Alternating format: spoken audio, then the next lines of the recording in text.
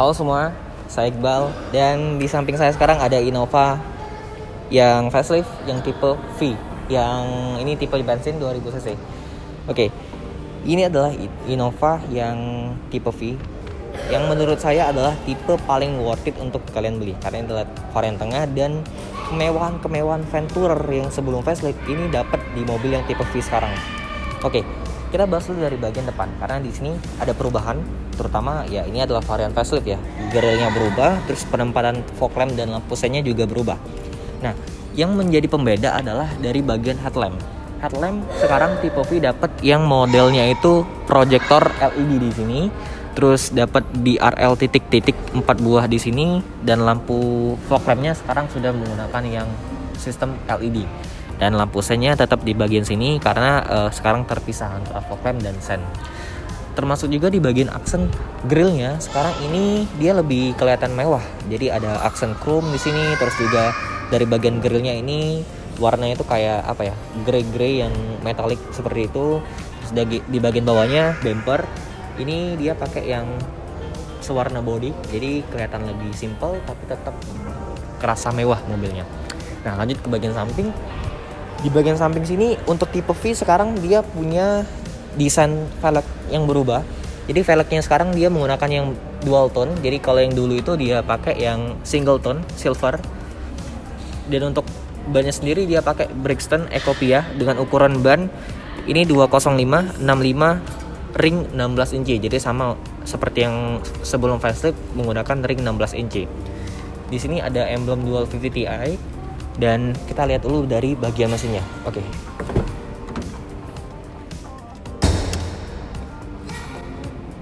Mesin. Nah ini untuk kuncinya. Kuncinya dia masih pakai yang kunci model lipat. Jadi belum pakai yang keyless marquee. Untuk yang keyless marquee itu hanya tersedia di varian Venturer. Kita lihat mesinnya. Oke, ini untuk mesinnya.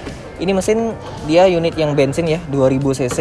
Dengan tenaga 137 HP, torsinya itu di kisaran 200-an Nm. Nah, untuk yang tipe diesel tetap sama juga, dia menggunakan yang diesel terbaru 2GD FTV 2400 cc, tenaga 150 PS dan torsinya sekitar 370-an Nm. Itu agak sedikit berbeda dengan torsi yang dipunyai Fortuner. Nah, untuk layout mesinnya dia pakai layout yang vertikal ke belakang karena ini penggerak roda belakang, rear wheel drive. Terus untuk transmisinya, transmisi manual dia tetap pakai yang 5 percepatan. Terus untuk yang otomatisnya dia pakai yang 6 percepatan yang baru sekarang. Nah untuk ruang mesinnya rapi ya, karena ini mobil 400 jutaan sudah detach warna body, tapi memang belum di sini, belum ada peredam di bagian sini ya. Dan overall sih ini mesin yang reliable karena ini untuk tipe bensinnya ini mesin dari blok yang paling lama. Jadi dari Innova yang di tahun 2004 tetap pakai blok mesin yang dipakai sampai sekarang. Tapi memang ada penambahan teknologi seperti Dual VTi yang kalau untuk yang varian paling baru. Oke, kita lanjut ke bahas di bagian sampingnya. Nah, di bagian samping sini nggak ada perubahan sih. Dia tetap pakai yang model seperti ini. Terus dia nggak ada lace chrome di sini, seperti varian Venturer. Terus dapat talang air sebagai standar dan handle-nya sekarang ya tetap sewarna body. Jadi nggak ada aksen yang chrome di sini. Di bagian belakang tetap sama velgnya 16 inci dengan profil ban lebar itu 205 dan pakai ban yang Brixton Ecopia.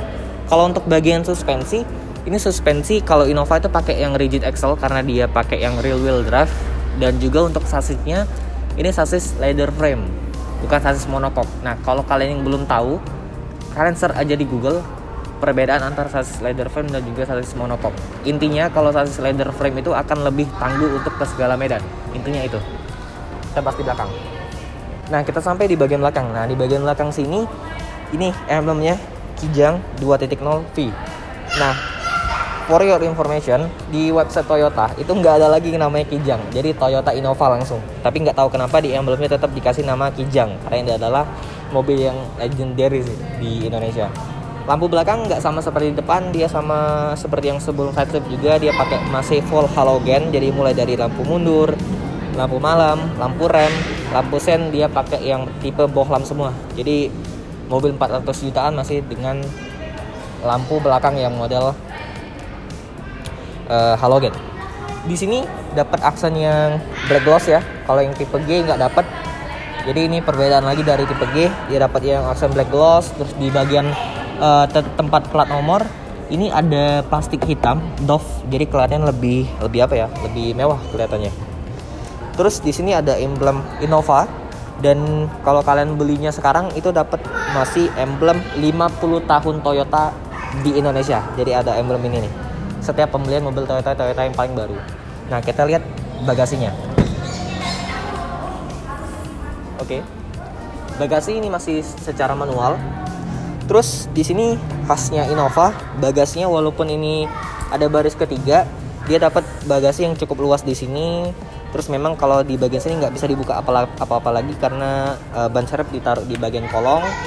Terus ini headrest yang ketiga buah. Ini bisa dicopot dan ditaruh di bagian sini. Nah, dan untuk pelipatannya kalian bisa tarik dari tuas yang di sini. Tuh, dia ada per, dan kalau mau nyangkutin tinggal keluarin ini, disangkutin di sini. Nah, jadi seperti ini. Jadi pelipatannya masih sama, dia kelipat ke kanan sama ke kiri. Untuk pelipatan kursi di belakang, jadi nggak ada sistem mekanisme yang rata lantai di sini. Terus di sini ada lampu bagasi ya, yang halogen. Kalian bisa hidupin atau matiin. Jadi overall sih kalau dari bagian bagasi, ruang kabin tetap sama.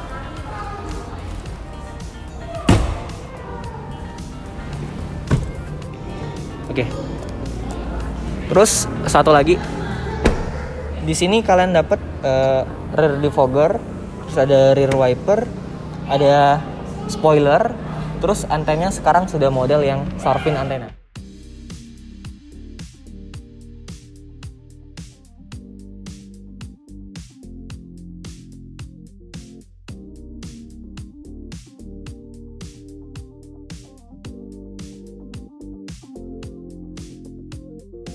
Sekarang kita di interior Toyota Innova yang facelift ya. Ini tipe V. Ini adalah tipe yang menurut saya pribadi ini adalah tipe yang paling worth it untuk kita beli karena dari segi fitur, kemewahan, dia ada di tengah-tengah. Jadi nggak kemahalan kayak yang tipe Venturer, nggak kemurahan juga kayak yang tipe G. Jadi kalau tipe G itu bener-bener kayak mobil yang basic ya, walaupun itu mobil udah di atas 300 jutaan. Oke, yang saya highlight pertama adalah kalau tipe V ini kesannya tuh lebih mewah karena kalian dapat aksen black gloss di bagian sisi door trimnya. Terus di sini ada aksen silvernya. Kalau untuk yang di bagian sini tetap dapat material fabric ya, sama dengan tipe G juga. Terus di bagian setirnya ini lebih lengkap tombol-tombolnya. Terus ini tempat untuk pengatur audionya dia lebih lengkap. Terus untuk pengaturan MID-nya dia lebih lengkap karena untuk MID-nya sebenarnya ini adalah MID yang sama digunakan di tipe Venturer. Tapi bedanya kalau tipe Venturer itu kayak ada yang dua garis yang kayak Fortuner ya. Jadi kelihatan lebih mewah, ada ambient light-nya lah. Tapi intinya bentuknya overall sama. Untuk lampu sama, dia juga seperti yang kita jelaskan di depan tadi sudah pakai proyektor LED dan lampunya juga sudah menggunakan yang sistem automatic. Jadi dia bisa menyala dan mati sendiri kalau kalian masuk ke tempat yang gelap atau yang terang. Wiper masih manual, tapi untuk ke bagian head unit, nah di sini juga beda nih head unitnya. Sekarang head unitnya juga lebih bagus, beda, ukurannya lebih besar, terus juga tampilannya juga lebih menarik dan apps-nya juga kalian bisa interface-nya juga lebih baru nih. Tapi memang dia belum ada Apple CarPlay dan juga Android Auto. Tapi untuk konekin HP kalian bisa gunakan Miracast di bagian sini nih. Tinggal download aja aplikasinya di App Store atau Play Store. Di bagian bawah sini tombol-tombol AC-nya juga lebih bagus, lebih kelihatan lebih mewah ya. Untuk pengaturan arah semburannya dia lengkap. Terus juga untuk sistemnya ini masih single zone, belum dual zone, tapi ini AC yang proper. Ke bagian bawah lagi ini kalian dapat untuk indikator passenger airbag, terus ada mode berkendara, eco mode dan power mode, terus ada tombol stability control dan traction control. Nah, tombol ini cuma ada di tipe yang Innova Reborn yang facelift yang kita review saat ini. Dan tombol stability control ini juga ada di tipe G. Jadi all varian Innova sekarang tuh punya fitur safety, stability control, traction control. Jadi fitur itu sudah jadi standar sekarang. Nah, kalau kalian yang belum lihat reviewnya untuk tipe G, itu kalian bisa klik link di bagian atas. Nah, lanjut lagi ya. Kalau di bagian interior sini dashboardnya beda lagi dengan tipe G. Kalian dapat aksen kayu-kayu nih di sini. Ini aksennya tuh mewah banget. Jadi ini tuh kayunya tuh gloss. Jadi warnanya itu warna kayu yang bertekstur hitam, kayu tua seperti itu. Jadi kelihatan tuh mewah banget di sini. Tapi memang overall dashboardnya ini dashboardnya panjang, tinggi, dan ini masih materialnya full hard plastik. Jadi belum ada material soft touch di bagian sini. Tapi kesannya sudah sangat mewah. Nah, beda lagi kalau yang tipe Venturer, kalian akan dapat setir yang sudah pakai kulit, jadi dibalut kulit. Nah, ini yang tipe V belum memang. Tapi ya nggak masalah juga, kesannya sudah mewah di sini. Nah, kalau untuk bagian transmisinya, ini transmisinya otomatisnya itu 6 speed. Jadi masih pakai throttle converter yang biasa ya. 6 speed, ada untuk indikator giginya pakai yang model gear shift seperti ini, dan aksennya juga cukup mewah, dilapisi dengan warna yang black glossy. Ada satu buah cup holder, terus juga bagian armrestnya sini dia cukup bagus ya, pakai material kulit di bagian sini.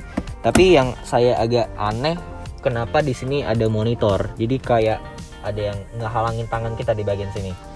Ada monitor yang seperti aftermarket, mestinya tuh di kayak Fortuner ditaruh di bagian atap. Terus juga perbedaan lagi di bagian sini nih, kalian akan dapat ambient light nih di sini. Ini kayak mobil Alphard, Velfire tuh ada tuh ambient light. Jadi kesannya tuh lebih premium, lebih mewah juga. Di sini juga ada tempat kacamata, terus pengaturan lampunya. Sayangnya memang di sini ini udah ada ambient light, tapi lampu bacanya masih menggunakan yang sistem halogen. Kaca spion nggak dapat yang auto dimming kayak Fortuner, masih secara manual. Terus ya tampilannya seperti ini, kesannya itu mewah mobilnya. Kalau untuk pengaturan setir, Innova juga sudah lengkap ya, mulai dari tipe G sampai tipe paling tinggi Venturer. Dia juga bisa teleskopik dan juga bisa tilt. Jadi untuk pengaturan setir lengkap. Jadi kalau untuk posisi berkendara ini ergonomis karena bisa diatur sesuai tinggi badan kalian, maju mundurnya, terus juga recliningnya.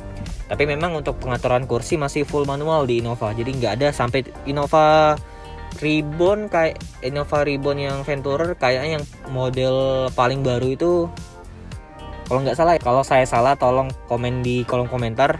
Kalau Innova yang Venturer itu apakah kursi sudah elektrik atau belum? Kalau saya nggak salah kemarin itu sudah elektrik kursinya untuk bagian sisi driver. Oke, kita ke belakang. Sekarang kita sudah di interior baris kedua Innova Reborn tipe V yang facelift. Nah, kebanyakan mungkin ya kalau orang sudah beli mobil yang harganya 400 jutaan kayak tipe V ini, kebanyakan duduk di belakang. Karena di sini ada beberapa kenyamanan yang di Innova Venturer yang sebelum facelift ada di tipe V. Contoh, kalian dapat meja nih di sini. Tuh. Jadi kalian bisa taruh minuman, ada cup holder di sini, terus bisa taruh mungkin laptop kecil ya di sini, atau iPad, atau makan di sini. Jadi ini maksimal beratnya itu 10 kilo untuk dari bagian mejanya. Sini. Kalau mau ditutup juga bisa ditekan tombol ini terus dilipat. Tuh. Ada seat back pocket juga lengkap. Terus juga di sini tadi ada monitor.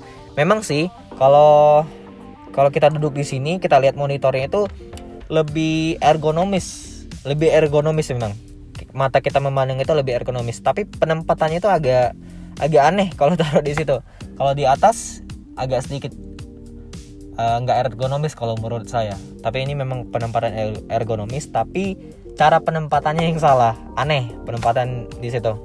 Terus di bagian bawah sini dapat port 12 volt power outlet di bagian sini. Tapi memang nggak ada USB port di sini. Terus kalau di bagian sini ya ada armrest yang ada cup holdernya yang bisa dibuka. Contohnya kayak gini nih, ada tombol di sini bisa dibuka. Ada 2 buah cup holder. Pembedanya kalau dengan yang tipe Venturer, kalau Venturer itu kursinya sudah pakai yang full kulit. Jadi kalau yang ini kan dia pakai yang bahan fabric ya.